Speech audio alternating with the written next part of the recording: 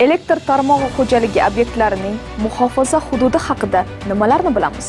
O'zbekiston Respublikasi Vazirlar Mahkamasining 2018-yil 26-dekabr kungi 1050-sonli elektr tarmog'i xo'jaligi obyektlarini muhofaza qilish qoidalarini tasdiqlash to'g'risidagi qarori bilan elektr tarmog'i xo'jaligi obyektlarini muhofaza hududlari quyidagicha belgilab berilgan.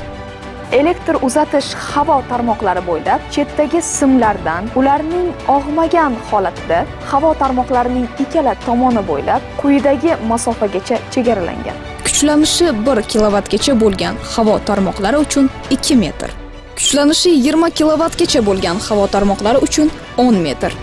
Kuchlanishi 35 kV havo tarmoqlari uchun 15 metr.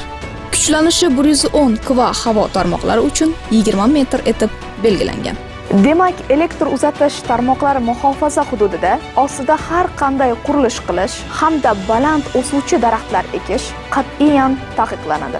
Aks holda, elektr uzatish havo tarmoqlarida rejali ta'mirlash ishlarini olib borishda favqulodda yuzaga keladigan avariyalarni o'z vaqtida bartaraf etishda, maxsus avtotexnikalardan foydalanishda to'siqlar yuzaga keladi. Bu esa o'z navbatida ta'mirlash ishlari hamda avariyalarni tiklash jarayonini uzoq vaqt olib borilishiga, ko'plab hududlarni esa elektr ta'minotisiz qolishiga sabab bo'ladi.